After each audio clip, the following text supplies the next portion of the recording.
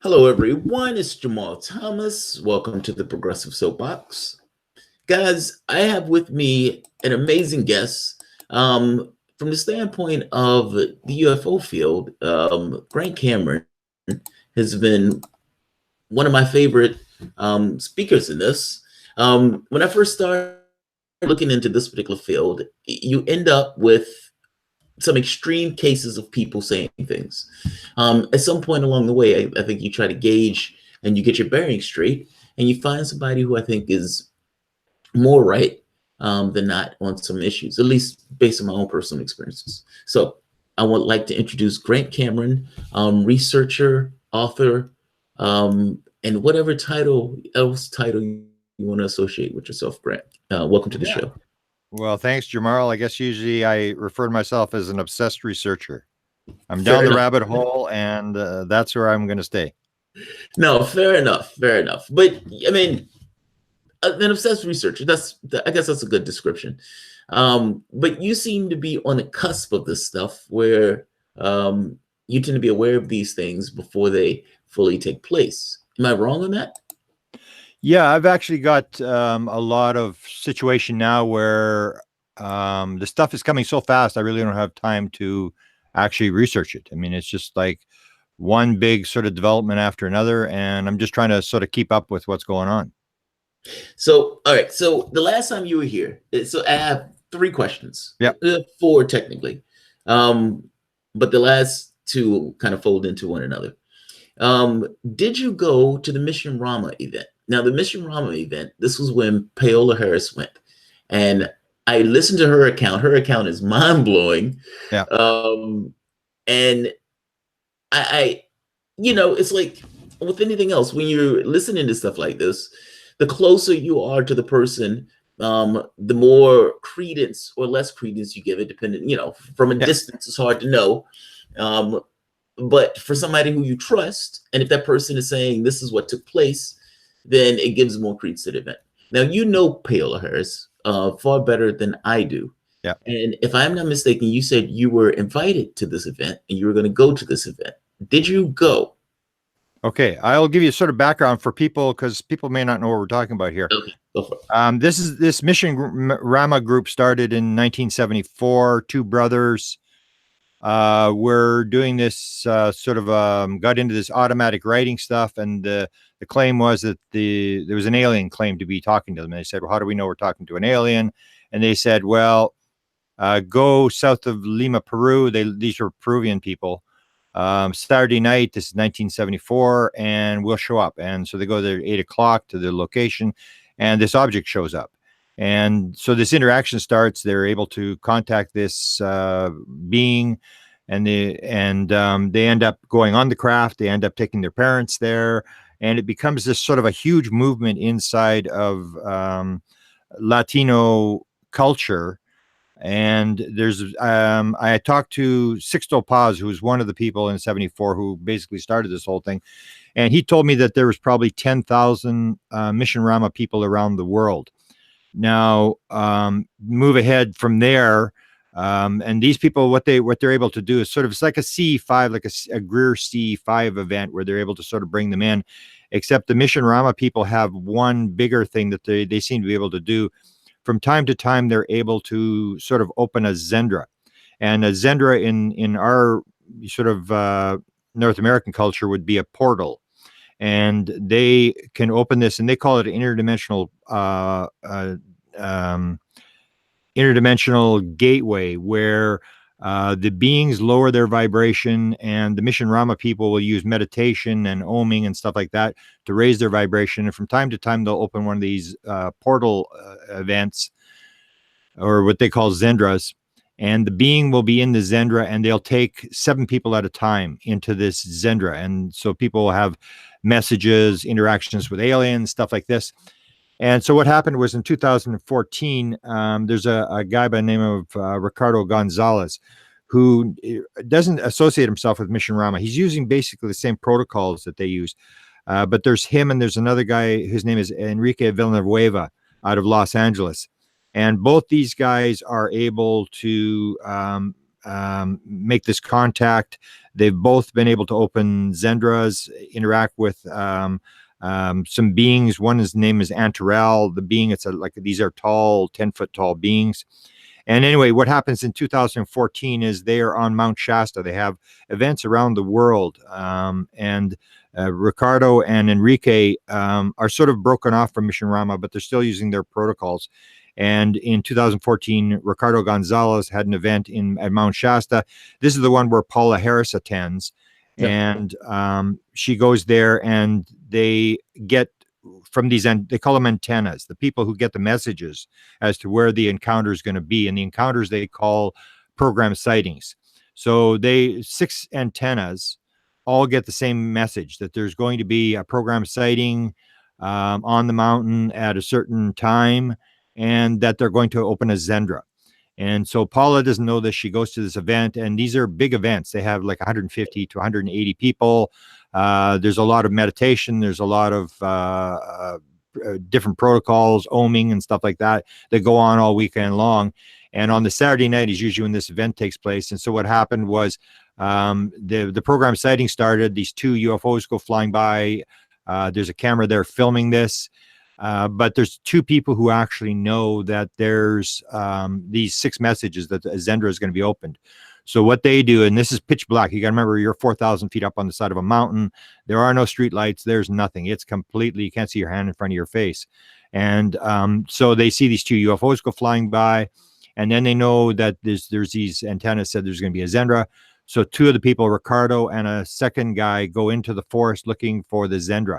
And what the Zendra is, it looks like a fog, like a bluish white fog that comes off the ground, and it's lit up.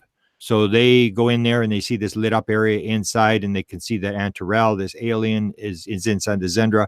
They go back to Paula Harris and they say, Paula, Antarel is in the forest, and he wants you to come there. And she starts freaking out. She's like an American, person who's never had any of this kind of stuff, just sort of interacting with this Latino culture. And she's freaking out, and they sort of take her, and it's about maybe a quarter of a mile across this field. So you have to walk across this field towards this, it's an open area. It's called the Sand Flats. And once you get past the Sand Flats, you go to the edge of the forest, and this is very, very dense forest on the side of the mountain. So they go in, and she sees this white bluish fog, and they have 7 people. So she's there and a bunch of other women, and they hold hands, and they're told to go through the fog and do not let go of each other's hands until you get to the other side of the fog. And of course, Paula Harris is completely freaking out. She has no idea what's going on. She goes through this fog, and she said it was the toughest thing she ever had to do in her life. Once she got to the other side of this bluish white mist coming off the ground, lit up, is to let go of the hands. And she said when she did, she looked up, and there was this 10-foot tall alien being standing. And I was at the spot where it happened. She took me there. So she was about maybe 25 yards away from, maybe 25, 30 yards away from where this being was standing against these very sort of tall pine trees. And she's looking at this being, and he's looking at her, and he starts to speak this weird foreign language. She can't understand what he's talking about. And meanwhile, Ricardo is on the outside of the Zendra, and he's yelling at Paula, Paula, calm down. He can't talk to you. He can't talk to you. You've got to calm down. And he's not making any sense. And the other women in the Zendra, I talked to some of them that were in there during this same event. We're getting other things. They were getting sort of mystical messages in their head and stuff. Whereas Paula was getting, everybody had sort of a totally different experience inside this Zendra. And then at the very last second, Antarel looks at her, and she says, like, very stern, like he's very upset that she's not getting it, that she's freaking out. And he said, thank you. And he's turned around, and with these other beings, tall beings, walked into the forest. And so then 2015, she goes back again. It's a long story, but she ends up going back. She doesn't want to. She ends up going back because her phone keeps ringing. All these messages keep coming on her phone.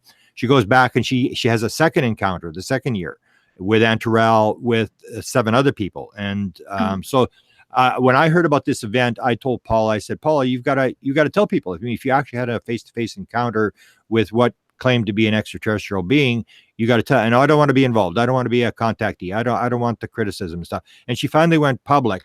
Yeah. And so what happened was I had a Latino friend, a woman from Los Angeles, who was helping edit some of my stuff. And she was into this Mission Rama thing. She followed them.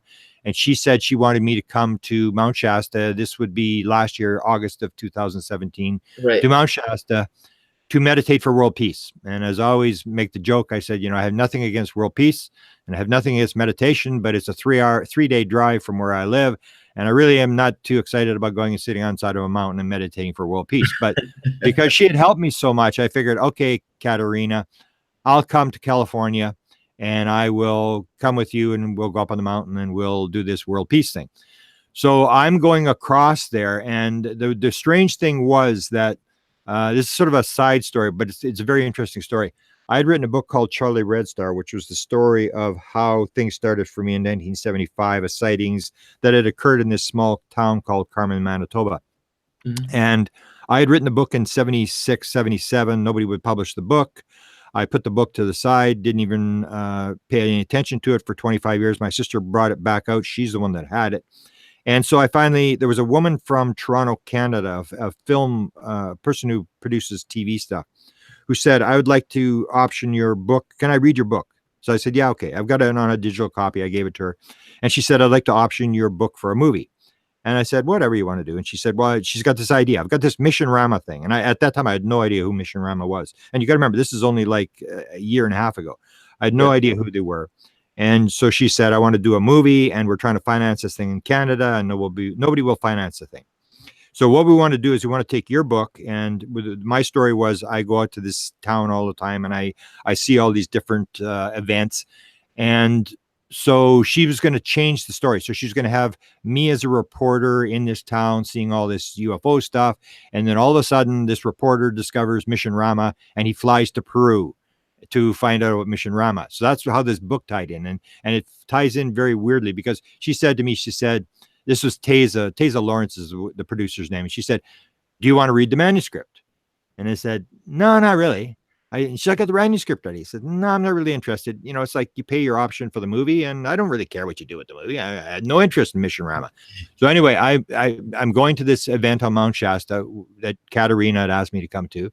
I have a girl who's coming with me from Winnipeg, and we're doing this long drive across the country, and we're coming through the Nevada desert. We're heading for Reno. We stopped in Wyoming the first night. Second night, we're going to stop in Reno, Nevada, and then we're going to make the third trip to Mount Shasta. So we're heading for Reno, coming across the desert, and all of a sudden, this girl, her name is Desta, suddenly her phone rings, and it's Katerina on the phone. And so she says, Katerina, she works for a law office, a big law firm. Yeah. And so she's reading this, like she's telling a story like she's a lawyer. She says, at 12:13, I got a message from Paula Harris, and the message was from Ricardo Gonzalez, who has a message for Grant from Antarell. And this is the alien. And Antarell says he knows that Grant's coming to the mountain and he should, I can't remember what the exact message was, but it was like he should let people know. And so I knew, because I'd gotten one message before from an alien and turned into a book. So I knew to listen carefully. So I said to Desta, I said, what is the message? Get Katerina to give us exactly what is he saying. Because I knew that once I put this on Facebook, I mean, everything would go crazy. People would say, you're gone crazy. Right. And I said, I got to make sure I got the message exactly right. So exactly what is Antarell saying? So it came to this thing that there was what's called a program sighting. There would be a program sighting on Saturday night. Grant has been invited. We know he's coming and stuff. And I go, wow, maybe they're going to open a Zendra. Maybe I got to get to go into the Zendra. I'm going to see an alien. And I get all excited. So Mission Rama has all these different protocols. So basically they fast. Most of them are vegetarians. So this is a Wednesday, and the program sighting was supposed to be Saturday night. So I said, okay, I'll play the game. I would rather have someone else go into the Zendra. I'm not really that excited about seeing an alien or anything like that. I have other priorities, but I figured, okay, I've been picked. This is the card I'm being dealt. So, okay, I got to play the game. So I start fasting, and I I do, no meat, nothing, and the meditation, and I do all this stuff, and I say I got to get myself prepared for whatever's going to happen Saturday night. So the Saturday night comes, and what I'm told is it's going to happen between 9 and 10 o'clock at night. We're up on the side of the mountain, and it's like 83, 85 degrees during the day, and it's like below freezing at night. It's just bitterly cold. And I come from the coldest major city in the world, but I didn't dress properly. I didn't realize it would be that cold at night. So we're sitting there, and there's like 150 people, and this event starts, and it starts about 7 o'clock at night. And there's oming, and there's meditation, and it just goes on, and it's completely pitch dark, and people are trying to raise their vibration. 9 o'clock comes. Ricardo, who's running the event, is sitting sort of right beside me. He gets up, he's walking around the inside of the circle, and he's looking up to the sky, and he's looking at his watch, and I'm sort of watching, and I'm going like, this is kind of exciting, but I sort of felt sorry. I figured, like, what if nothing happens? This guy's going to look like a fool. He's walking around, and then all of a sudden there's this flash above my head, and I look up, and I think the first thing I think is to myself is, oh my God, this is going to sound very egotistical, but it looks like it's right over my head. And I'm thinking, no, it can't be over my head. It's got to be over the group. It can't be over my head. It's got to be I'm just sort of imagining that. And then it flashes again. And it's exactly the same spot. It's this brilliant flash, almost like a giant flash cube being flashed in the sky. And I'm looking up again, and I could see exactly where the spot is. It's between these stars, and I'm looking, there's nothing there. And I'm looking for the craft. I'm thinking, there's got to be a craft there. Where's the craft? And then it flashes again out of this dark spot between these stars. And so I have like 3 flashes, and then it's so far above my head. And I still say, this thing's above my head. And I look down because I'm in a lawn chair, and I think I'm going to flip the lawn chair over because I'm bending so far back to look straight up. And then there's this giant flash, and people are cheering and clapping, and I missed that one, the big giant one. And then I looked up again, and it flashed again in the same spot. And I'm thinking, so it sort of ends. And some people thought there was maybe as many as 7 or 8 flashes, all in the same spot over a period of about 30 seconds, 40 seconds, somewhere in that time frame. And when it was over, then I'm thinking to myself, where's the Zendra? I'm thinking, well, that's the best you could do. I mean, these stupid flash things. It was pretty weird, but I was kind of disappointed that I didn't get the Zendra thing. And then so the event sort of ends, and then Ricardo is standing right in front of me, and he said something like, "There's a message. There's a message coming." And then he goes and sits down, and he has this little black. He carries around this little black sort of a diary. And he's sitting in pitch dark, and his wife's got a cell phone. Saul is his wife's name. So Saul takes out this cell phone, and she's sort of using the light of the cell phone to light up this little diary. And he's sort of sitting in a meditative state, and he opens up this little diary, and he starts doing, to me, it's automatic writing. It's where the hand is writing, and it's going at an incredible rate, and it's in the dark. And he's not writing this. This is his hand writing this stuff. And the girl beside me, Desta, who had gotten the message, actually does some sort of channeling stuff. So I said to her, he's doing automatic writing. And she said, no, he's just channeling. I said, no, he's doing automatic writing. It looks like automatic writing to me. And then he starts going sideways up the page and straight up and down on the page. And his hand is just moving like 100 miles a minute. Yeah. And I'm thinking, wow, I don't have my camera. Because I had actually gone and I'd interviewed all the people that had been in the Zendra. Paula had taken me around, and I interviewed them all. So I had my video camera there. But I didn't video camera, because who would have thought in the dark that this was going to happen?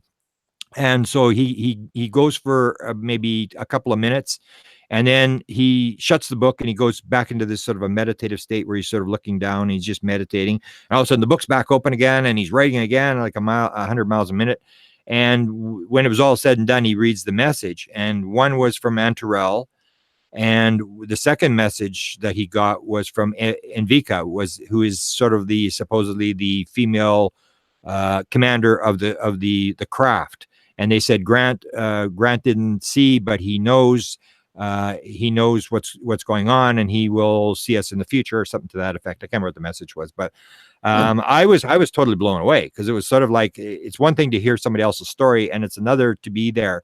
And then it was even more dramatic after I interviewed a woman who was a PhD psychologist who works with autistic children, who was one of the antennas. And apparently there was 2 antennas who had got the message. One was Ricardo, and the other one was this PhD psychologist.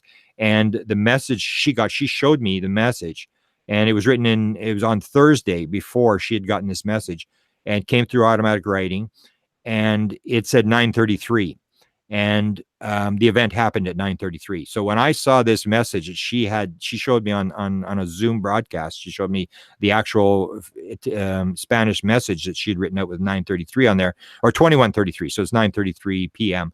I was just blown away, because that's exactly what happened. And she actually said that when the event started, when the flashing started, she actually tapped Ricardo and said, "Ricardo, look at your watch." And he looked, and because they had both got this message 9:33. So that's the whole Mission Rama story of how bizarre this thing is, where these people seem to be able to predict this kind of stuff. Now, last year I was going to go, but there's sort of these two people who run these groups are sort of don't see eye to eye, so they don't have the groups on the same weekend. So it would have meant going to California, 3-day drive, staying there for a couple of days, then driving back 3 days, and then a couple of weeks later driving back to California for 3 days, and then coming back again. And I just thought, well, I really don't know. But things did happen on the mountain as well this year. I talked to from the Enrique group what had happened there, and there was an event. Plus, on the 2017 event, when this thing happened at 9:33 for me, these two groups don't see eye to eye on things, but this other group was across the road. They were actually on the sand flats towards this sort of forest. And so I said, well, I'm going to contact them. I wonder what they saw. I mean, maybe did they see this flashes at 9:33, whatever. So I was going, and people said, no, you can't contact them. They were the English speaking group. Well, they're trying to break up our group, and it's like this political stuff. And I'm going, I don't care. I'm going to contact this guy. And so I contacted him. I said, oh, we had this thing happen at 9:33 on our side of the road. What happened? Anything happened on your side of the road? And he sends me this 33-minute tape of just the most bizarre stuff. They had actually had an event at 9:08. And he was the antenna. He got this message 9:08, something's going to happen.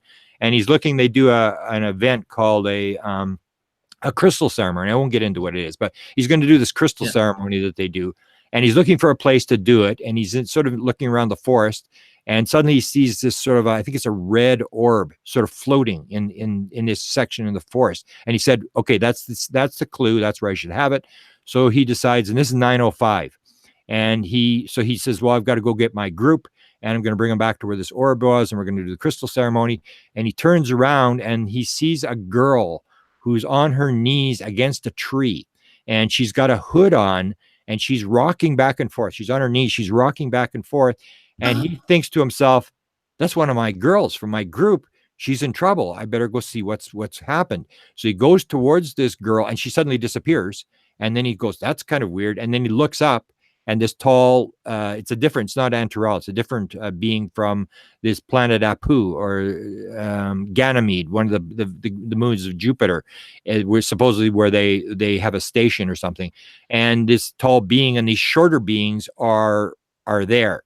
And then he looks at his watch, and it's 9:08. So his event was 9:08. Mine was 9:33. So it's kind of a really weird sort of thing. And it's not like they open these things or they have alien encounters every year. But when you're around these kind of people, they seem to have been, they're tapped into something. There's no doubt. So I actually wrote a book. I started the book. And because there's so many things happening in my life, I've got the book like 3/4 finished. And I never finished the book. And I was writing up all these bizarre stories, because what I started to do is I started to look, and I found out all these other Zendra stories from around the world, Uruguay, one in Shasta, California, that had 49 people go through the Zendra. And I started to realize these things were all over the place. And I thought, this is the most amazing story I've ever seen. And the thing was, I wanted to write it up because it's a Latino story. If you're Spanish and you have access to Spanish internet and stuff like that, you may have heard of the story, but nobody in the English-speaking world has heard about it, because it's basically totally Latino. When I was at my event, there was 150 people. There was only maybe 3 of us who couldn't speak Spanish. So it's an incredible story. The Mission Rama thing, I came across this. I don't remember. Well, let me see. Turn your value down just a little bit. It's translating. There we are. I don't remember where I came across this, but I came across CE5 stuff first, and then the Mission Rama stuff, and I was blown away by some of the stuff that they were saying. I was just curious on what took place with you. So just to put a bow in yours in this part, you said before you wouldn't want to have a similar experience as Paula Harris, but wouldn't you want to know? I mean, ultimately, all of this stuff, it's a fantastic story. Yeah, It's it's so outside the confines of what would be considered normal for most people as in their waking state of reality. But it's one thing to tell somebody; it's another thing to know. Like, Okay. Paula is given this amazing story, and anybody else, for the most part, has to either take her word for it or not. Yeah. But she is in a position where she knows because she's the one that experienced it. I would give, whatever, however fearful and everything else, suck it up. I would want to know. Yeah. Well, you got to remember how it starts for me. You got to remember that in 1975, I had a lot of encounters. I had 5 close encounters in 1975. I had one. I was so close, I was going to jump on it. I was that close to the object. So for me, I think one of the problems we have in the UFO world is that a lot of people take it as entertainment. It's sort of like they go out for sky watches and let's go see if we can see something flying around, and everybody gets all excited about some sort of star up in the sky that somebody thinks is moving or whatever. And I always say to them, if you saw what I saw, man, you'd be going to bed just like I'm going to bed. I'm getting out of here. I'm not. And so when I had the event and I had these very things, I was blown away by what I saw. The first night, it was very close to me when the first sighting I ever had. The second night, it came right at us the second night. And it was almost like it was intended that I see this thing up close. It was not a light in the sky. Yeah. It was an object, and you couldn't see because it was a plasma thing. You couldn't see the edges of it, but it was a very bright plasma object. There was no way it was anything else. So I knew right from the word go, this thing's for real. There's no question this thing. And all I wanted to know after nobody would publish my book in 1975, I said, somebody has to know what's going on here. Somebody has to know what I saw. I may be some stupid little guy from Canada, but there's got to be somebody who knows what's going on here. And so my entire search has been to find out what was that object I saw in 1975. And so, but for a lot of people, it's sort of like an entertainment thing. It's like, they want to see things. It's almost like in say 100 years ago, the entertainment was not going in sky watches for UFOs. It was seances and talking to dead people, and people would do that kind of stuff. So we got our 2 cars and our big house, and our kids are, in university and everything's going well, and now we need something else. So we're going to go do the spiritual thing, and we're going to do UFOs or seances or whatever. And so for me, it's always been that's a distraction when people get into, let's go see an object, let's see this kind of stuff. So it's not that I wouldn't want it, but that's not the interesting thing. When you were as close as I was, I believe already. I know this thing's for real. If I were to I'm more interested, for example, if there's a message. If somebody's in like Paula, it's like, what was the message? What did they say to you? This kind of stuff. And to get past the fact that, yes, this thing's for real. Now, why are they here? What are they doing? And they do have a message for us. So that's what I sort of spend most of my time doing. Let me explain what I mean by this, though. I don't mean whether it's real. I don't, and I said that, and that's too unclear.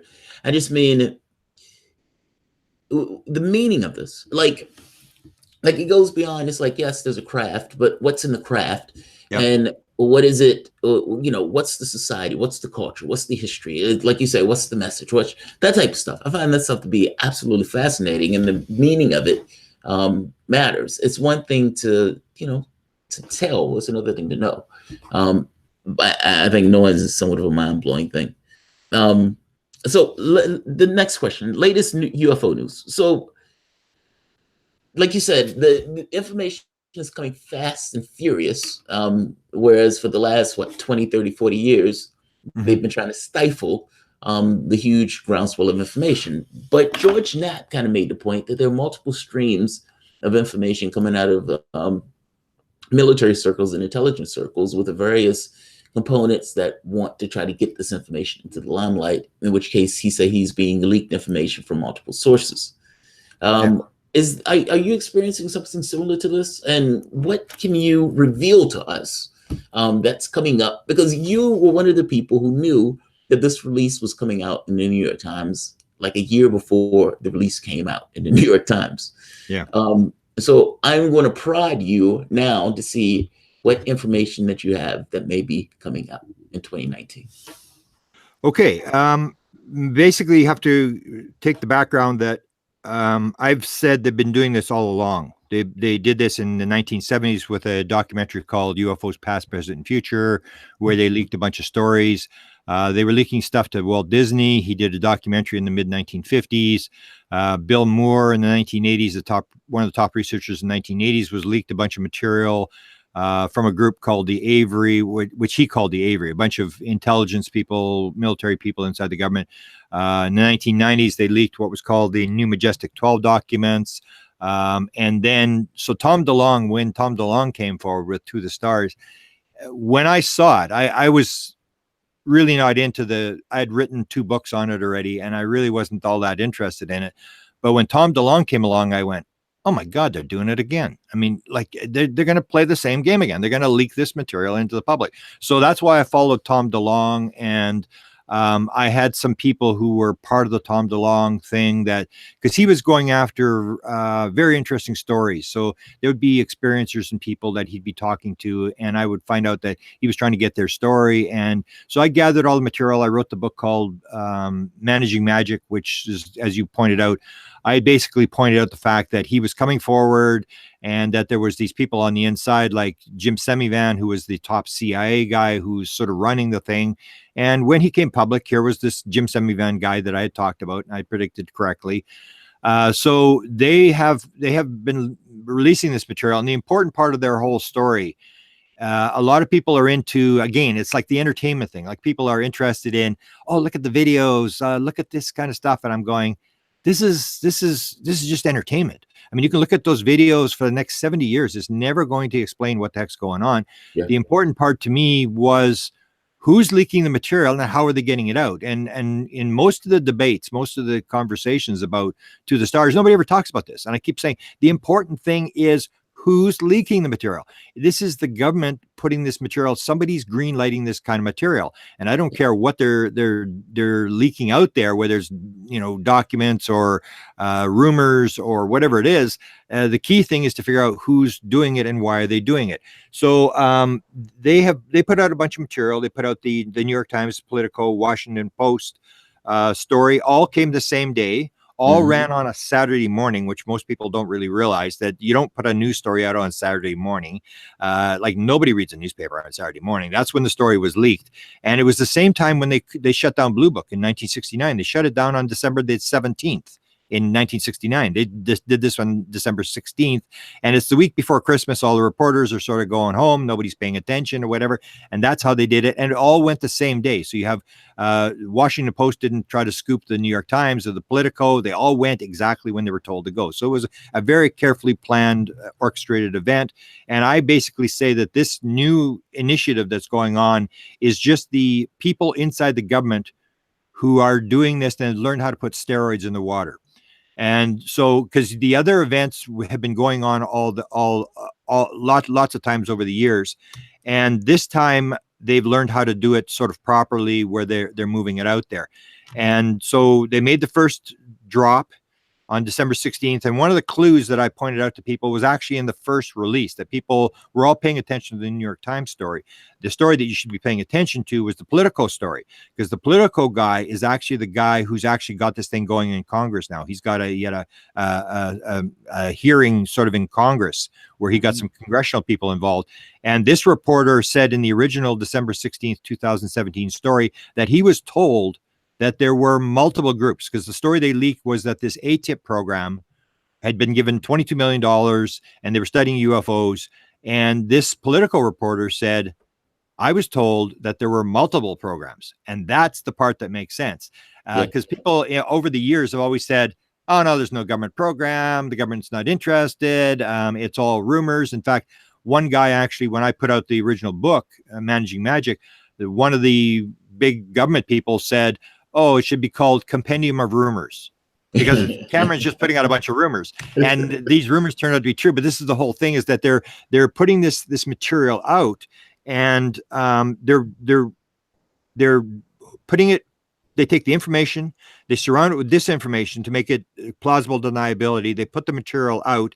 The stuff flies around and nobody can confirm it, which is what's happened with the ATIP story. So the ATIP story, they put it out, but nobody can get any documents. Nobody can confirm where the videos came from. Nobody can confirm all this kind of stuff.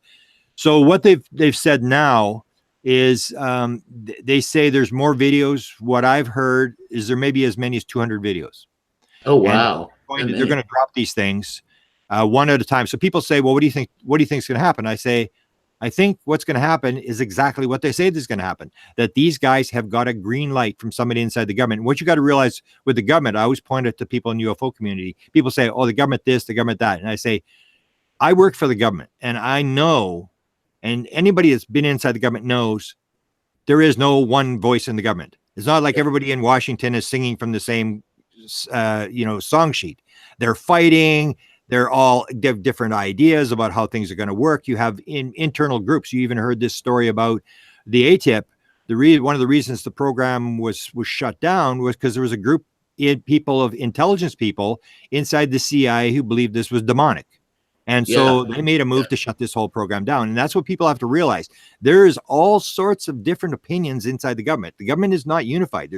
People are trying to steal each other's money. Everybody wants their program funded. Everybody's trying to say, we're going to save the world. We're the most important department.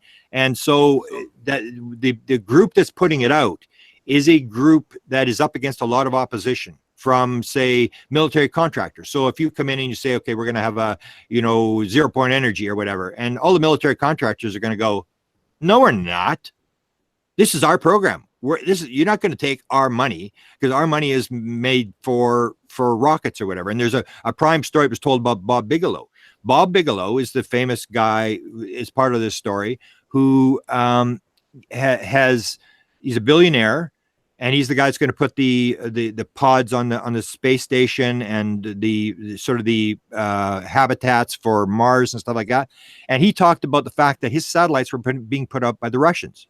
And so he was asked, well, why are you putting up through Russians? And he said, well, because they're taking their old anti-ballistic missile units and they're turning them into rockets, and I buy them from them. They said, why don't you do the ones that the Americans shut down, the anti-ballistic missiles that they took out of line when they did denuclearized? And he said, well, because they drive over them with bulldozers. And the guy said, they drive over them with bulldozers? Yeah. Because if you're the American aerospace industry, you're not going to allow someone to recycle old rockets, because that's going to put you out of business. We want new rockets. So they destroy all the old rockets to drive over with, and then Bigelow has to go to Russia to launch his rockets. So that's what people got to realize, is there's these inner groups. So there's a group inside the government that believes this thing should be out, and they've found a way to move this thing, and they're up against a lot of opposition, and they have put out the initial release. They put out 3 videos, and the discussion is there's more videos coming. First they said it was going to be January, February. Now they're saying the beginning of March, that they're going to bring out some stuff. And the other thing that they're working on that most people sort of confirm that they are going to do, and again, this is something that really it just proves that the phenomenon is real, but it's not getting us anywhere. And this whole thing about the metals. If you follow this metamaterials, yeah, that they have these materials, and I've given a couple of lectures where I've included this material. People do not realize how much material there is. There's piles and piles and piles and piles of material. They've been dropping this stuff. The crafts have been dropping this stuff for years. And what I say it's like I give a theory called the theory of wow, where I say the vast majority of things that are being done by the phenomena are just things to make us go, wow. It really is just to get our attention. And the metal is one of them, because people say, oh, this is part of a ship. We're going to get anti-gravity from this. And it's like, no, it's not part of a ship, because there's a lot of this metal starting in 1939. My first piece that I've discovered was 1939, where this thing came flying out of the sky. It was very, very hot. And it turned out to be 99% pure nickel in 1939, which nobody was making pure nickel stuff. And so they dropped this metal, and there's probably 40 pieces that have been gathered from various things. But most of it has been where a UFO is flying along, and the UFO looks like it's going to crash. And the person's looking at the UFO, and they're going, oh, my God, it's going to crash. And they're all excited or whatever. And then the craft shoots out this metal. and then flies away. And they go pick up the metal. And 30 years ago, they would just look at it and say, oh, it's slag. The guy's making the story up and all this sort of stuff. But now we have the technical equipment to actually analyze this. And Jacques Vallée is one of the key people behind this analysis of this metal. And what he has stated in open lectures so far is that they have pieces of metal that maybe say should have 5 isotopes in it. 2 of the isotopes are missing, and the other 3 isotopes are out by like 30 or 100%, which is totally impossible. So it shows that somebody is re-engineering this metal. And so they're going to, that's one of the things they're going to release. They're going to release some of these very dramatic results from these metals that show either this isotope thing or what's called the layering. If you've seen what's called the arts parts piece that Linda Howe brought out, it's a 27 layer or whatever it is piece. It's bismuth magnesium. So you have this 1 micron and then 100 microns, 1 micron, 100 microns. And there's no way we can develop this kind of stuff of these type of metals that really don't bond to each other, that are bonded together in these layers. And I think they're going to say we're going to hit it with terahertz energy and it's going to float. And this is, we're going to get anti-gravity. This is how the crafts work. And I'm going, no, I think it's just the same thing. It's one of these things where they're going, take a look at this. And it's almost like, I sort of refer, maybe it's even just like a science fair project on another planet where they go, okay, we got these natives on Earth here, and they've sort of found the matches. They've got nuclear weapons, and we've got to go there and we've got to deal with these people and stop them from destroying the planet and destroying all the environment and blowing themselves up and stuff like that. And we got to get their attention. So the way you get their attention is the grade 1, what you're going to do with the grade 1 class. What do you want to do? And the grade 1 class is, let's fly some crafts around with lights on them. And they go, that's a good idea. So then they fly the crafts, because the crafts are all different. They're all got different lights systems on it. And people see the craft, and the grade 2 class does crop circles. So they put down crop circles, and it's like, everybody goes, wow, what's this? This must be from another planet. And all they're doing is getting our attention. The same with the metals. I don't think the metals have anything to do with anything. I think they're things that are just being dropped to get our attention. And it will show, yes, we are not alone. We did not build the crop circles. We did not make these crafts flying around on the videos. We did not make this metal. Something's going on. And that's as far as they're going to go. You can't really prove. So the metal says, okay, it's you couldn't build it on this planet unless, but somebody will say, oh, it's Black Ops. There's a Black Ops program that builds this metal. You're never going to really confirm it. But even if you can confirm, yes, this is from somewhere else, then it's like, okay, so where are they from and what are they doing here? And you go, I don't know. You just got this piece of metal. It really doesn't prove anything. It allows introduction of information into the society without necessarily allowing the society to know. Like, you allow a backup. Yeah, it's like a breadcrumb thing. It's to drag. So my whole theory about what's going on is this is plausible deniability, limited hangout disclosure. So the intelligence, whatever the intelligence is, and the government are doing exactly the same thing. And the government may have learned to do it from the intelligence. Because what I say in every lecture I give now is there are 3 possibilities. You have the government. If the government is not doing full disclosure, the government is doing disclosure, limited disclosure. They're not doing full disclosure. If they wanted to do full disclosure, they would stand up with the president or the Secretary of Defense or the Joint Chiefs of Staff or the head of the CIA. They would have a craft, they'd have some bodies, they'd have an alien there, and they would say, guess what? We're not alone. Here's some aliens, here's the body. They're going to tell you. That's not what they're doing. So they are not disclosing. No matter what anybody says, they're not disclosing. They're doing limited disclosure, but they're not covering up. People will say, oh, they're covering up. And I'm saying, no, they're not covering up. Because if you want to cover up, I'm from Canada. And people ask me all the time, they say, okay, you're from Canada, you've been at it for 43 years. What's the Canadian government doing? And I go, I haven't got the foggiest notion.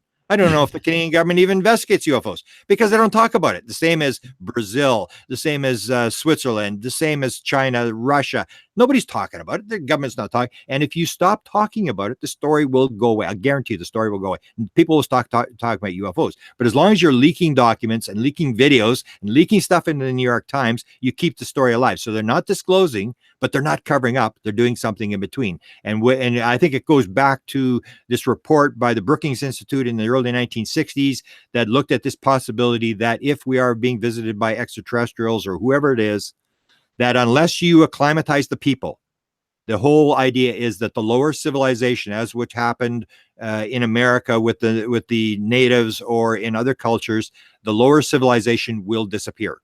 That you have to protect this. You've got to slowly acclimatize people. You can't just drop this on the people. And I think that's always been the program that you need. You can't have people back in 1947. You have to gradually bring it out. And in fact, there was a guy, his name is Kit Green. He's one of the To the Stars, linked to the Stars, not part of To the Stars, but he's linked to them. He was the former rumored guy to run the CIA desk for UFOs and weird stuff, paranormal phenomena, ghosts, all this kind of stuff. And he was actually asked a question at one point on the record, and he said, well, what would you do if you had it? What would you do if you were the government and you had to deal with this situation? So what do? You put out a bunch of memes. You say, oh, there's these reptilians and they're eating our kids and they're doing this and they're doing that. And everybody's all sort of freaking out. And then if the story breaks, the story is, oh, there's extraterrestrials visiting. The first question people are going to go, are they eating our kids? No. Well, then what's the big deal? And this is a former CIA guy telling the story as if this is what they're doing. They're hyping the story. They're putting all this stuff out. And the story is actually just very simple.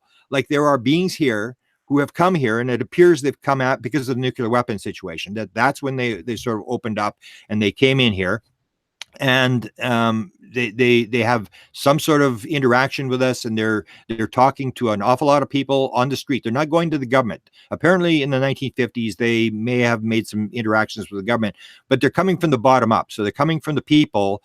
And almost like, say, the gay rights movement or the African-American movement, it's coming from the bottom up. It's not coming from the politicians are just basically gutless wonders who will stand there, lick their finger and see which direction the wind is going. And whatever the direction the wind is going, they're going, okay, I'm on your side. And Stephen Greer was one that was told this story, and another guy was James Fox, who put out a big documentary. Both of them were on the Hill, and they talked to all the congressmen and senators' aides. They visited every single office, and they were basically told, both of them were told basically the same story by some of the people who were supportive. They said, we support what you're doing, but you got to give us some cover.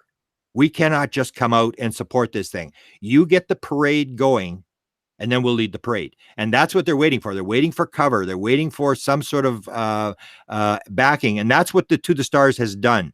I've stated very openly, and I think I will be confirmed to be right, that they have basically avoided the UFO community, the research community. They don't really care. They're not here to try to prove to Grant Cameron or to Jamarl or anybody that this thing's for real. They couldn't care less. They have gone directly to the people, because the way it works in an election, like in the United States, if you're working for the Republicans or the Democrats and you're working for the election, if you're a Democrat, you don't go after the Republicans. They're not going to vote for you. You go after the swing voters. You go after the people who are sitting on the fence. And that's what they've done with going to the New York Times, Politico, and Washington Post. Because when something goes into the New York Times, everybody goes, oh, it's for real. It's in the New York Times. Right. And they've bypassed, and I think they're trying to shift the general population. So say 40% of people believe it, 60% are on the fence, they really don't know, or say, and 10% don't believe it. But they're trying to get that 40% to go to 50%. And the farther they move it over, it's almost like a consciousness lifting, whether it's, any sort of civil rights movement. It's the same thing. Is when the consciousness gets to a certain level, it flips. And suddenly everybody goes, oh, gay rights, what's the big deal? I mean, we always believe that. And I've been around long enough to know, no, we always didn't believe that kind of stuff. Yeah. That it's this shifting of the consciousness without destroying the consciousness of the people, that people are moved slowly along on a certain path. So you're saying that's what's taking place for 2019, meaning essentially they have more videos, there's more, the metamaterials, and that information is going to essentially be released during the course of the year in large number. Well, of course of the year, I've heard, one of the things I heard, it was a 7-year plan. This is one of the people that was inside Tom DeLonge's operation who talked to me and said there was a 7-year plan. Now, whether Tom DeLonge put that, but I've heard 2 people say that 7-year plan. So it's not like they need to get it out right now. There's actually one of the big stories that they're talking about. And this, again, goes back to the Politico story, that Politico stated that they had been told there was multiple programs. And that makes sense. If you're the government, people always say, oh, the government, they're not interested in UFOs. I mean, they came and they shut down 10 nuclear missiles, and you'd say, No, we're not interested in shutting down nuclear missiles. We wouldn't Yeah. want to know how to shut down Russian nuclear missiles. No, we're not interested in that. It's like, this is total craziness. I mean, there would be, I would say there'll be 50 programs in all sorts of different agencies, and there will be one oversight group, which I maintain is called MJ12. What it's called now, I'm not sure, but an oversight group that all they do is have one person in these lower agencies that feeds material up to them. And the lower group doesn't even know that the upper group actually exists. And so one of the stories that's being put out is, and this is George Knapp has indicated this, and so has Jeremy Corbell. And these are, I sort of believe, embedded journalists. So they're leaking material to certain people. And so they're leaking material to George Knapp and to Jeremy Corbell. And one of the stories they put out is that there are 4 programs that are going to be outed. So you have ATIP now said 22 million, and everybody says, it's just a little program, Mickey Mouse, really didn't mean much, whatever. And now we're going to get 4 programs that were top secret SCI, that were sensitive compartmentalized information, black programs that are going to be outed. And so we're going to have 5 programs. I've heard there's as many as 8 programs. I've heard 2 in the Department of Energy. I've heard all these sort of rumors. And this stuff is coming from somewhere. Someone inside the government is using plausible deniability, indirectly leaking material to people to tell us what's coming down the road. And what you're going to get in the end, you're going to get a situation where the government has always worked on this. They have multiple programs. They a lot of this stuff has got to do with weapons, which is the scary part, is that they, are trying to develop this technology to develop, a more efficient way to kill people and stuff like that. And that's basically what's coming. But it may not be this year. It for them. I think their policy would be that the longer it takes to drag this thing out, the better it is. Because if they want it out fast, they know how to do it. I mean, they may have a news conference this afternoon at 2:00 and end it if they want, but they don't. They want to drag it out. So, and you're doing it slowly so that if you have to pull the story back, you can pull the story back, which is what they did in Area 51. You put in a guy who has a bad background, you show him a bunch of documents, he comes out, and then the story starts to get viral. Then you pull the story back. You take a bunch of land away so people can't get near the base, and you get back control of the story. And it's always that thing: put it out, pull it back, put it out, pull it back. And that's why we never get any confirmation. So when ATIP was announced, everybody went to the government and they said, okay, where's the videos, where's the documents? And they say, there's no records, and we didn't release any videos. So they play this, pull it back, this, try to confirm it. So the story bounces around, which is what they want. They just want to raise your consciousness. They don't want to prove it to you. They want to raise your consciousness. Well, and like you said, the moment a story like that is out, it's out. And from the standpoint of somebody with the responsibility with it, the last thing you want is chaos that you can't necessarily control.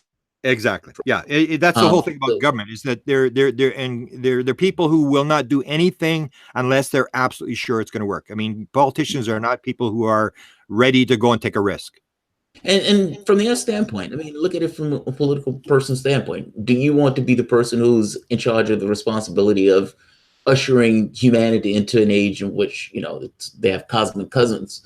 And I want to get into that part too. So the Tom DeLonge Academy to the Stars and Lue Elizando. Now, I've had an open mind on this. I've been more of like, there is a hippie in me that, is on the top of the building with no shirt on, screaming "Space Brother" with a placard. Yeah. That guy is in me. By the same token, I do a political channel, and in doing a political channel, the machinations of politicians and the way that they behave, I have to factor that into any level of something from other. Meaning, we deal with, in a political reality, lies that kind of perpetuate themselves, where the truth of a particular event is unclear. So the Democratic Party has screamed that Russians essentially, prevented Hillary Clinton from taking an election. The Republican Party screams immigrants. Both are using fear in order to try to drive votes and everything. Politicians, that when they're talking about jobs, it's not jobs is somewhat of an allegory for you not having access to your needs. Politicians use fear when they don't have anything else in order to get from point A to point B. Why would that be any different with this particular topic, and particularly with this topic, where you could say there is some threat from somewhere else? Even ATIP, the name of it is, threat detection. And one last part before I let you come back in on this. I'm going to show. I'm doing a screen share, and with the screen share, if it works, yeah, right here. I think this share. Come on, come on, come on, come on, come on. All right. Okay. So this is an article from Las Vegas, and this is George Knapp. And in one of the parts, he's talking to Lue Elizondo. And then he says, Elizondo says it's too early to reveal what analysis is covered. They talk about the metamaterials, but says the initial work is promising among potential developments in 2019. Could the Pentagon launch a new publicly acknowledged UFO study? Reporter George Knapp, something like a tip when a larger, not only private TTSA, but also on the inside. Elizondo, wouldn't that be a great accomplishment, George? Now, I look at that and say no, because if the Pentagon is launching a major publicly study effort that's being used for war, that's not being used for lollipops and giggles. If the Pentagon is involved in this, this is a military operation and a military thing. And my fear in this is that all of this is used in this direction. Like Elizondo himself is a Defense Department guy, and it sounds like this is being managed in a way where ultimately what you're going to end up with is a Pentagon budget that's already at $1 trillion being exploded, because the only way that they're going to get those ships built, or oh my God, there's a threat from somewhere else, we need to build X, and even like you said, the research itself being used for weapons, because we need weapons to defend us from, you know, this interplanetary thing. This gets a little terrifying. Am I wrong on this? Am I being too cynical when I'm looking at the actions of and the words of Elizondo? Yeah, you've nailed it. I mean, that's what it comes down to. That's where the stuff I spend most of my time now on is the consciousness thing, where I get into the whole concept of good, concept of evil, and the number one concept in this whole issue is the idea of oneness or separation. If you believe that you're one, that you and I are all part of the same system, that the air that we breathe is all the same air, that the trees are our lungs, that the water is our circulation, and that we are all one with everything, then you can't go and destroy your brother. You can't go and kill other people. There are no bad guys out there. But what's happened here is the way it works in budgets, in government, and not just the UFO thing, is you create a need and then you fill it, almost like a business thing. So you say, I'm a politician. If you vote for me, everything you ever wanted, I will give you.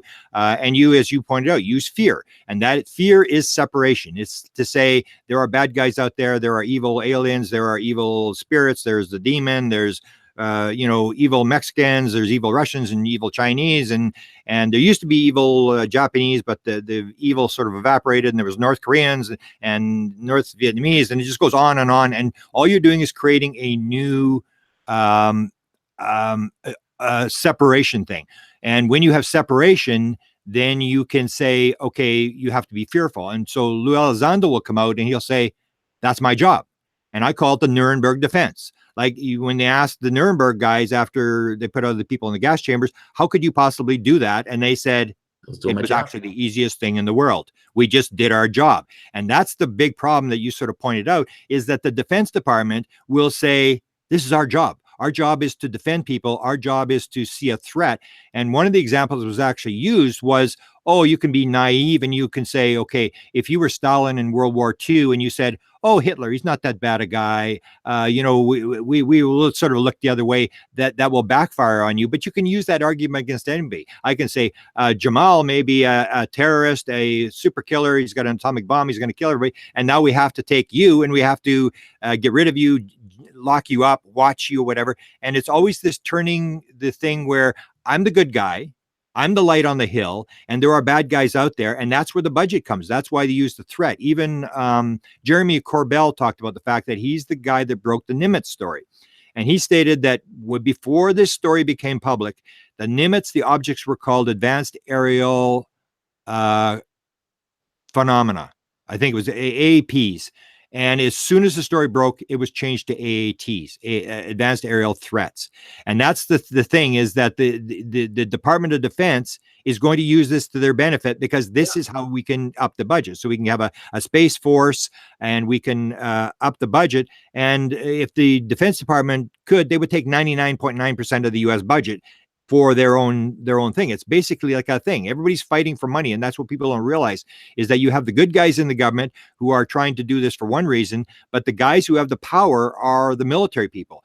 And so people will say, like Tom DeLonge will say, oh, we want to go to the stars, we want to build a craft to go to the stars. And it's like, no, this is not what this is about. Because NASA has a $19 billion budget. When Trump proposed the Space Force, his proposed budget was $21.7 billion bigger than NASA's budget. If this was about going to the stars, the money would be going to NASA. The money is going to go to the Defense Department. This is about weapons. This is not about going to outer space. As much as they may want to try to spin the story and make it like, the Kennedy, we're going to go to the moon and, get everybody all excited and this common goal that we're going to reach out as explorers and stuff. That's not what this is about. It's about people who have the money and the power. And whether we can stop this or not, I'm not sure. Because when you look at the Politico guys, when they got this thing going, there has been hearings in the Senate and in the House, and both those happened in the Armed Services Committee, in the House and the Senate. So that's money. That's military stuff. That's not going to the stars. That's we're going to find a more efficient way to shut things down. And that's where I say that if you look at the technology, that there's no way they're not going to look at this kind of stuff. Because if you have a craft that can do 90-degree turns and this sort of stuff, or if you did recover a live alien in 1947 and the alien was talking in people's heads, if you're the military, you go, oh my God, would we love to have that? Can you imagine? We could go and talk in someone's head. We could say, I'm here from God and I've given you instructions. And so you take a look at it, and they have the upper hand. They have the cards. They have the power. And you even see some of the people from To the Stars. And this is the rumor I heard, that some of the people like Gary Nolan pulled out, and Jacques Vallée has sort of distanced himself. And the whole idea was that if you can get this program going and you can get sort of an approval to do a new program, it'll immediately go black again, because people will say, well, we need to classify this, we need to classify that. That's the whole thing. You work best in a government if you have secrecy. Even if you think you're doing the right thing, the more laundry you air out, the more trouble you're in. So you want to do things as quietly and as carefully as you can. And that's the big problem that I see with this thing, that it's called Advanced Aviation Threat Identification Program. And that's what it's about. It's going to be about weapons. It's going to be about this kind of stuff. And it's a very scary sort of situation. Yeah, the military, I mean, one of the objectives of the military was this kind of full spectrum dominance, this ability of weaponizing essentially the globe, to be able to drop munitions in various places around the globe on a moment's notice. And this degree of technology that these guys are seeing, of course, this is going to go through the military first. I think it is a bit Pollyannish to believe that it wouldn't go through the military first, when, like you said, all of the language is advanced aerial threats. Even the program was ATIP, threat detection. Yeah. And Lue Elizando was an intelligence guy. He's a counterintelligence guy. He's a counterintelligence. Yeah, all of these guys. And you got to remember, if you look at the history of the United States and Canada and Great Britain, after World War II, they were all working together on various programs like the atomic bomb and the proximity fuse and over the horizon radar and radar itself and stuff like that. And what has happened, and this would be what the military counter argument would be, is that most of the technology you have today came out of the military. Yes. So the military develops it. So you've got GPS, you've got Teflon, you've got jet engines. This all came first. It was the military, and so what they'll say is, we're going to develop it. We're going to get all the military potential, so the big bad Russians and the big bad Chinese and the big bad, all these other big bad people can't get it. And we're going to develop it, and it will spin off into the public, and the public will benefit. That would be their counter argument. Yes, but all of this is done into the context of killing. Oh, absolutely. Absolutely. But that's the whole thing about separation. And that's why I believe the intelligence band, the phenomena is here. It's all about oneness and separation. 54% of all experiencers are told about oneness and love.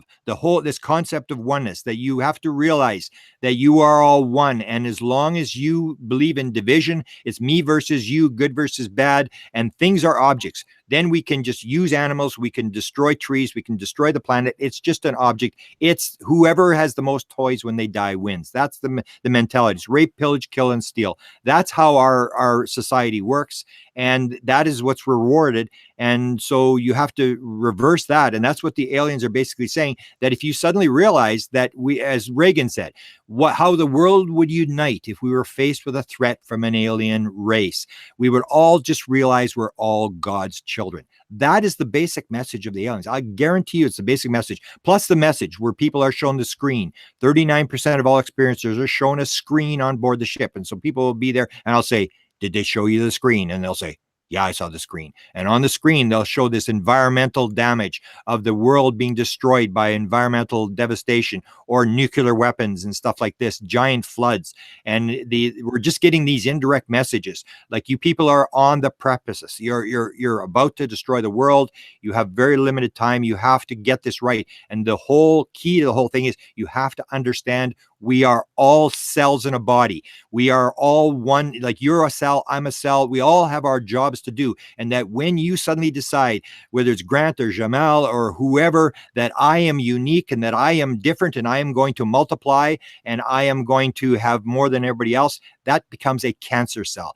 When you are no longer playing as one, doing your job in the body, and you decide that you're going to be better, you're going to be bigger, that's what the situation is that we are all fighting against each other, all believe that we have to have more and all this kind of stuff, and that we have opposition, and we're like a pile of cells inside the body, and the body is dying because all the cells are fighting with each other.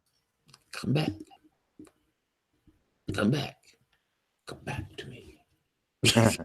There you go.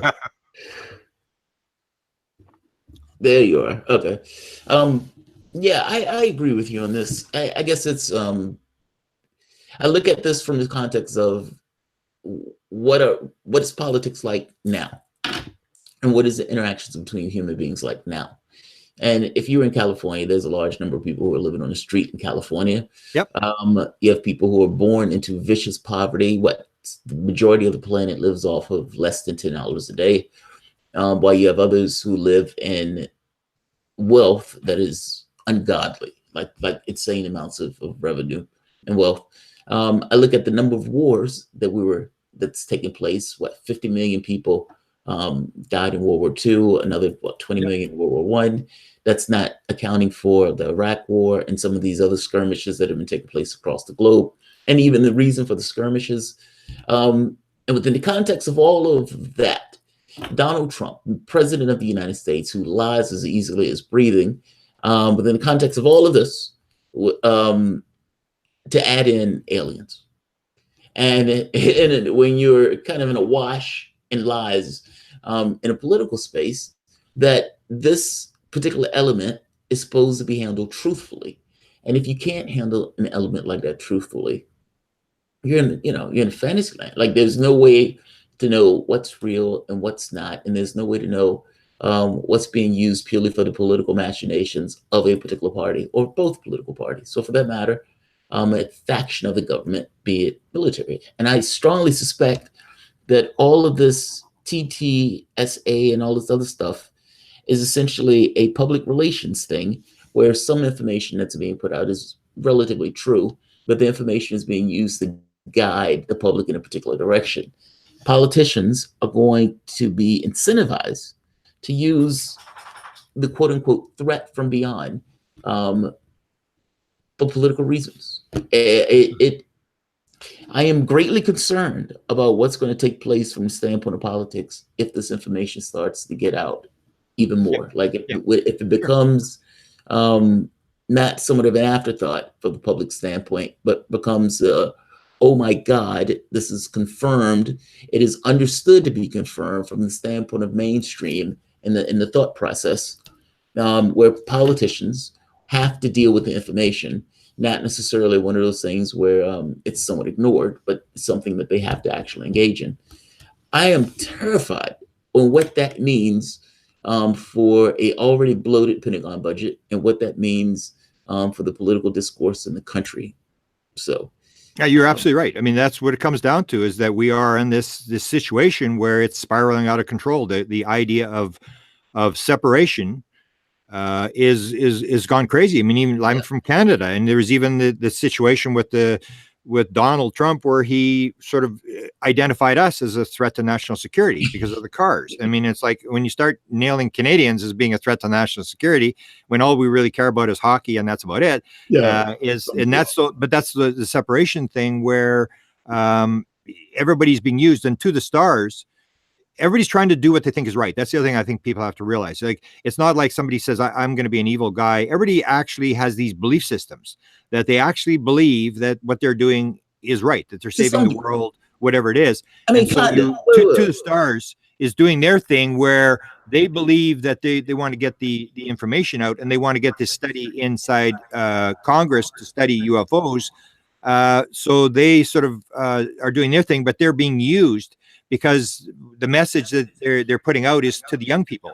So he has a big Facebook group, he has a big Instagram group and stuff like that. He's very well known, and they're using him to get the message to the young people. And it's going to be the same sort of message of the threat. And whereas he thinks he's doing the right thing by getting this into Congress, but it basically comes down to whoever's got the most power is going to win this thing. How do you reverse it to move it out of the Pentagon? Because people will say, no, when it comes, everybody's going to realize that it's okay. And I'm going to go, no, you don't even need, you need 5% of people who said start shooting, and the panic will break out. Well, I mean, if we think Mexicans are, these kids, I was at the Mexican border when some of these caravan people were there. And I remember I took a picture of the one girl right at the border in the holding area there. And she's like 9 years old and 10 years old. She was bouncing a ball. She had one arm. And I'm thinking, Donald Trump's afraid of this girl, like one arm. I mean, if he thinks that's a threat, I mean, can you imagine the aliens who actually have some technology? I mean, it's like, my point. My God, these guys are horrible. And you don't need 100% of people to decide to start shooting. All you need is a couple of percent and a couple of congressmen to vote, and the whole thing swings, and you can't stop it. Because people are motivated by fear. That's how people get elected. You don't get elected by saying, you say, I'm the Messiah, I can answer all the things, and you motivate fear. You got to be afraid of this politician. You got to be afraid of that. I'm the guy the Messiah. I'm going to save you. You're in a lot of trouble, and it works against people, because as soon as a person gets in, a president may have like 70% approval rating when he comes in, and within a couple of months it's down to like 45, because everybody went, oh my God, he wasn't the Messiah, he was just another damn politician. And that's the way it works. The people get sucked into this thing. Tom DeLonge believes in the bad alien theory, though. Oh, absolutely. He said aliens are, to quote him, aliens are bad news, get used to it. Yeah, which is why I was always somewhat suspicious of him when he comes out with this, because if that's your thought process, then are you going to put out stuff that's antithetical to the thought process that you already have? Meaning you've articulated that you believe that there's a bad alien that's coming to get you. And I've heard that speech on, he was having a conversation, I think, on Coast to Coast. And he says some pretty out there things. I mean, like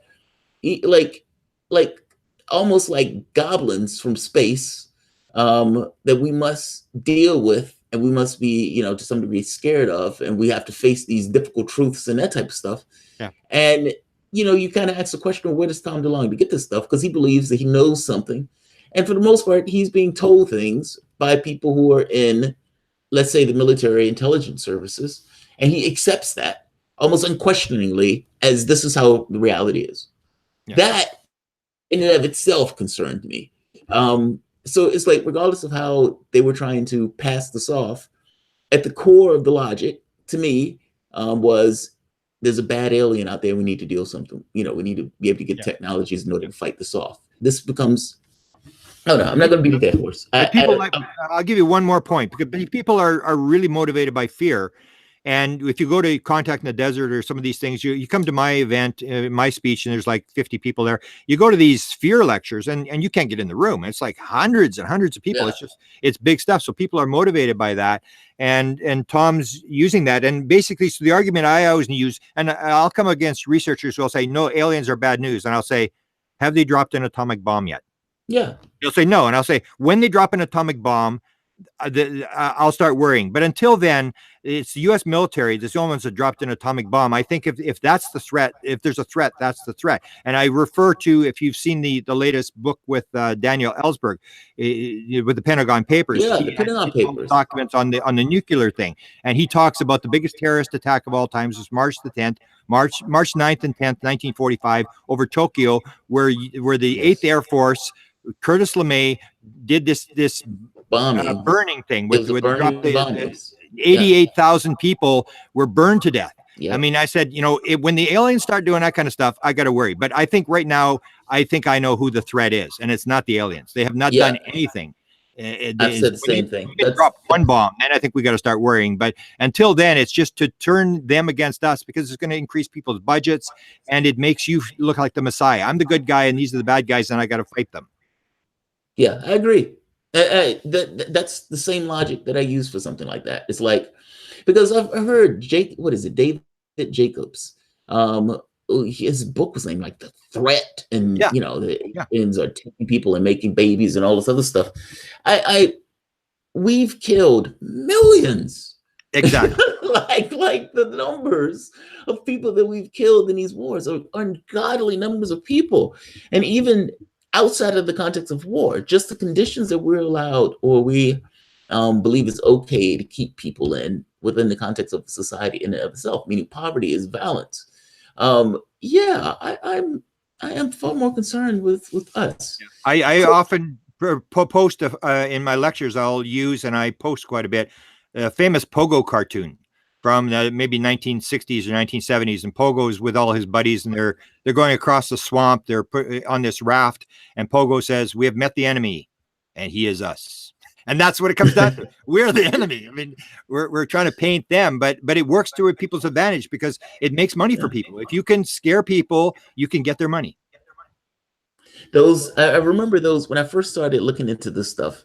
I had this overwhelming need to know. Like, it went beyond there's a light in the sky. It went to, is there a reality to this? I want to know if there's reality to this. And bordered on obsession that freaked my wife out. Because, for me, it's more important for me to know, not necessarily to believe. And if people are saying that this process allows you to know, then I would like to try that process, even if I don't necessarily think there's anything to it. So I would try all sorts of like C5 meditations and stuff like that. Yeah. What do you think this goes? So one of my subscribers, and this would be the last question. Okay. Where do you think disclosure, given the environmental catastrophe that's befalling us, with the United Nations saying you have 12 years left to get your affairs in order, and even at 12 years is essentially borrowed time. Many people said that you don't even have 12 years. Does that interplay with contact? Like, are the two in some way connected with one another, or are they just completely two separate ends? And even if they are two separate ends, is there any point in which those two things meet? If that makes sense. Okay, so you're talking about the visitation versus our situation? Collapse. Yeah, like, are the two things connected? Is the fact absolutely. Absolutely, that's what it's all about. That they're here for a reason, and that's the reason is that we are at this very critical point, and the government may there are people inside the government who have decided that we have to get this out, maybe to avoid this, or to get the defense thing. That's basically what it comes down to. It's this issue of the fact that we are at this point where we may not be able to turn it around. Well, I am far less optimistic about, like, at least our immediate future. Only because, you look at, they're calling for another economic collapse, even though we haven't really recovered from the last economic collapse. And the issue becomes somewhat systemic. It's not, it's not that this particular bad person. I want to go back to the point you made about, it's not necessarily bad people, it's people doing what they think is right. But it's people doing what they think is right within the context of a system where they themselves are personally enriched by their actions. Yep. So it's not purely that the individual is doing what they think is right. The individual is incentivized to go in a particular direction. I am bothered by this idea of us interacting with something else from the perspective of a capitalistic perspective. Now, the reason I say that, Tom DeLonge is essentially starting a company and getting people to invest money in that particular company, but that company is dealing with like building spacecrafts and not necessarily making contact because they think it's bad, but this defensive posture with an incentive of profit, like that's slightly disturbing to me. Welcome to America. Yeah, yeah. America is capitalism. I mean, people go to school. I make this joke. I mean, why do people? I was at a university for 37 years. Why do people go to university? To learn stuff? No, they go to university to get a degree because they're going to make more money. It's all about making money. And that's where I say the bottom line, that's a good thing in America is if you can be rich and lord it over everybody else and have, everything and big cars and stuff like that. That's what it's all about. And that's disturbing from the standpoint of connecting to something from outside of ourselves. Like that's a game space that we inhabit and that we kind of give power to. But there are real things. And one of the real things tends to be if you are making contact with something else that was outside of your typical game space. It's a little bizarre that we're taking the game space with us, even in the area of real things. But you got to remember that capitalism is separation. The whole thing is oneness versus separation. You either believe that we are all one and that we all put into the system what we can contribute, we take out what we need, or it's a capitalist system where it's rape, pillage, kill, and steal. Whoever's got the most toys when they die wins. Yeah. It's this whole thing of separation. When you have separation, that's when evil steps in. I say if there's no separation, you can't have evil. And in the end, I look at it a little bit more optimistic than you because to me, it's always got to do with the consciousness thing and what's really life all about. And if you enter into the whole deal that 25% of all experiences are told about reincarnation, 76% of all experiences believe that reincarnation is a part of it, then you end up in a situation where it really doesn't matter what we do. Even if we destroy the world, all that really matters is you and I chose, no matter how bad the world is, no matter what happened, you chose to sit at the 21 table in Las Vegas. And that's what we're doing right now. We're sitting at the table and we're being dealt cards. You chose to be here at this time and this place in this horrible situation, if reincarnation is a fact. And the only thing you have to worry about is, did I agree to this, to be in this horrible situation? And when I leave, they're going to ask me, how did it work out? Because you plan to come in here and try to change things or to influence things. And all you have to do is worry about, what am I supposed to be doing? Am I doing it? It really doesn't matter what anybody outside of us is doing. We are the ones that chose to be in this horrible situation. Almost like if reincarnation is a fact, we chose to be in a German concentration camp, or we chose whatever. Yeah. We chose this situation, and it's how are we dealing with the cards that are being dealt to us? And we've been dealt good ones and bad ones, and it's up to us just to decide what we as individuals are supposed to be doing with our time here on Earth. I can agree with that. I mean, I do agree with that. I guess. But even within that context, that's looking at things from somewhat of a spiritual context. Yeah, that's the bottom line. That's what it's all about. It is the bottom line. Jamarl, when you die, and a lot of people think they're going to do it. When they die, and you go in front of this council thing, and they say, well, how did it work out? I can absolutely guarantee you there's a bunch of people who think they're going to go up there and say, well, I screwed up. But Hillary, with those emails, why didn't they do something? And they're going to go, time out. You can't talk about the dog eating your homework. You can't talk about your mother-in-law. You can't talk about Hillary. You can't talk about Donald Trump. The only thing we're going to talk about here is you. You agreed to come in this situation. What did you do? And people they're sort of on the outside. They're sort of, we believe in this world where we believe it's we're corks like going down a stream, and we're having a good time or a bad time, or we're being everything that happens to us is because of things that happen outside of us. When the whole bottom line that I think the aliens are trying to teach you is know that you are in control of the situation, that it's not things outside, that you are influencing the world. The whole idea about consciousness, that you are creating the world, that it's a participatory universe, that you are manifesting what's happening around you. And this whole idea that we have to get ourselves right first, and that even if it's a bad world out there and we end up dying young or whatever happens, that we may have chosen that, and that we are here to do something.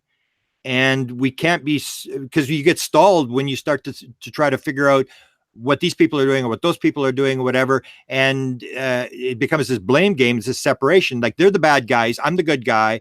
And no, it's all about me.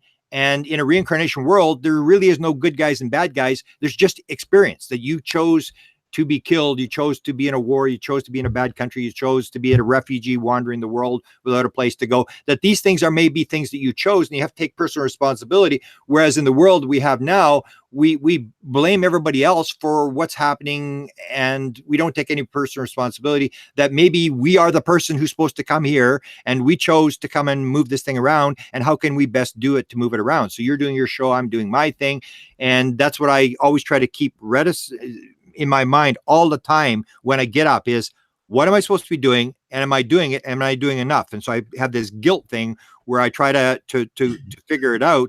And I always have to stop myself when I see other people and say, you know, there, but for the grace of God go I. If I lived their life, if I were raised by them, I might be the same as them. If I hadn't had a download consciousness experience in 2012, I wouldn't be talking about consciousness. I had a second one in 2014. I wouldn't be talking about oneness and separation and a random world versus a self-replicating world and stuff like that. All these things came to me. I was sort of given them. I was given the UFO sighting. I didn't want to see the UFO sighting.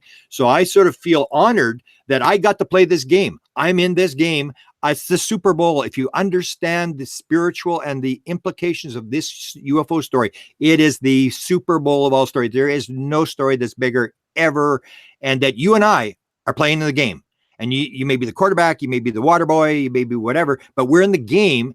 And we have to play the game. We've got to, people are on the outside, and I feel sorry for them because they don't even realize what's going on. They don't realize there's this implication. They're just in there trying to make a buck. They're trying to send their kids to soccer practice. They want an extra car. They want more money. They don't give a shit if they, you know, run somebody down or take some money off people. These poor people, let them starve. They deserve it.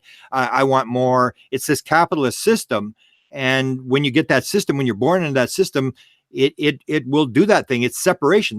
That's the whole idea of capitalism. It's me versus you. It's a competition. It's like grab as much as you can. Don't worry about the other guys. Crash them, smash them, drive them down. And it's that whole separation idea. And that is I absolutely maintain is the number one message of the aliens. It's the idea of oneness versus separation. If you understand oneness, you save the world. If you stay in the world of capitalism, of me versus you, good versus bad, you will destroy the world. That's the message they're trying to get across to us. Grant, thank you very much, man. I really appreciate this. And I appreciate your interest. I agree with you on that. I've had really bizarre experiences, and those bizarre experiences gets across this idea of something else. And I think they're leading you. I think they're leading you. They're giving you hints. They're giving you a direction. You got to follow your gut and follow your direction as to where they're leading you. I guess the thing is, though, that there are two separate ways of looking at this, and all of the realities at this point are legit. So there's this altered reality where you're not necessarily dealing with the immediate physical elements, this kind of overarching narrative of why is a particular life taking place and what is the reason that you chose to take a particular life. But there's also the life itself, like the reality of the flea and the reality of the person who's sitting by the tree and the reality of the spider. All of those things are different, but all of those things to some degree are the same. And each one is valid in its own instance. The point of a person's existence at that point becomes legit in and of itself, like what that person is trying to accomplish in that particular life.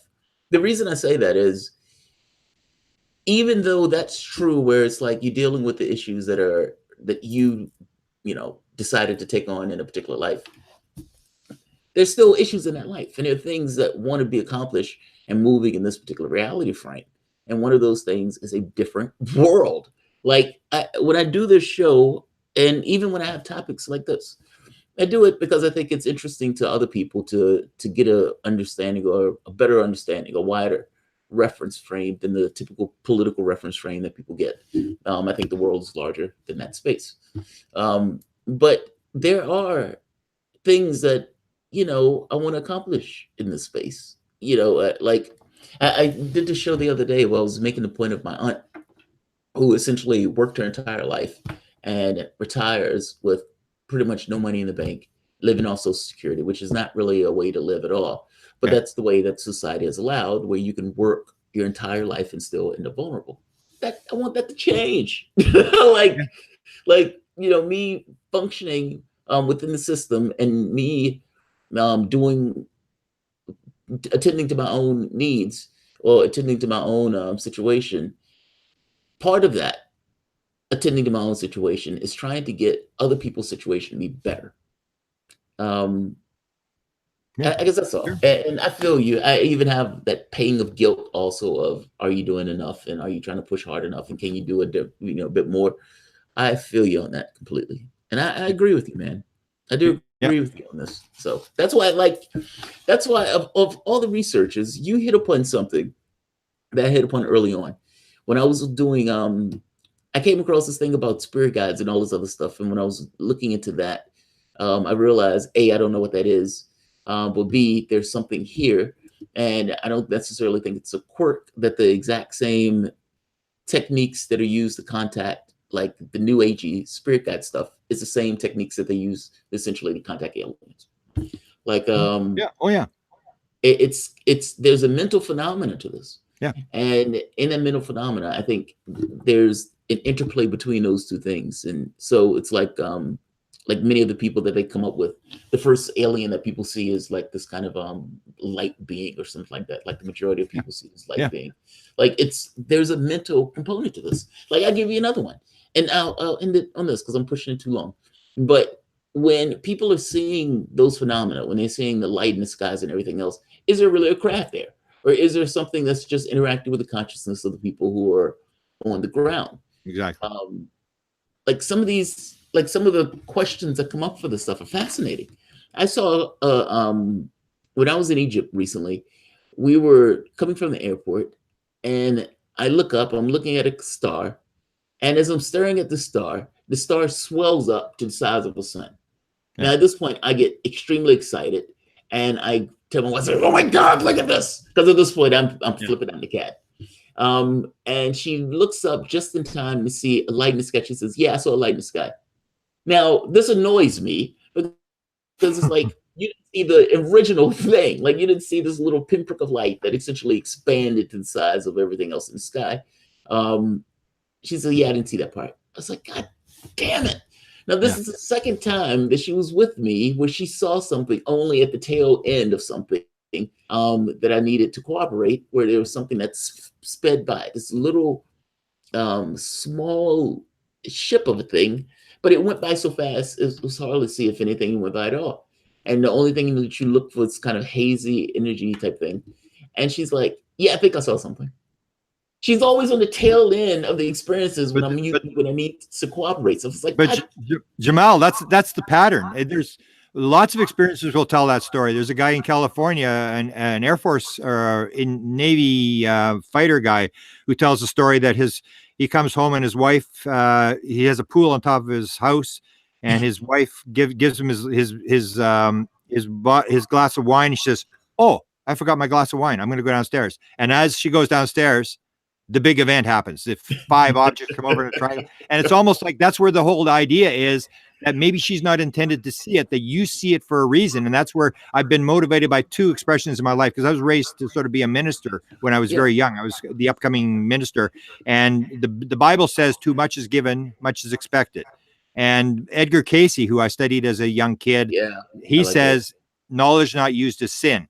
So that's where the difference is, where you see it and your other half doesn't see it. You have been given sort of a gift. And that's why I see it, is like you're being led, you're being given this kind of stuff, and to whom much is given, much is expected. So when you die, you're not going to be able to say, "Well, I didn't know," or whatever. They're going to say, you knew exactly what was going on, and you didn't do anything about it. And that's the part that scares me. If it's your wife or it's some person who doesn't know anything, they're going to get cut a break because they don't know what the heck's going on. But you and I know, and that's the scary part. We know, and to whom much is given, much is expected. Knowledge not used is sin. Well, Grant Cameron, thank you very much. If Grant Cameron show is on whitehouse.gov, well, it's under White House on YouTube, right? White House UFO. Yeah, White House UFO on YouTube. So, Grant, thank you very much for coming on the show, man. I always appreciate you coming on. I appreciate it. Let's do it again sometime. All right. If you guys enjoy the content, please feel free to share, like, subscribe. You can always support through PayPal or Patreon. Thanks all. And we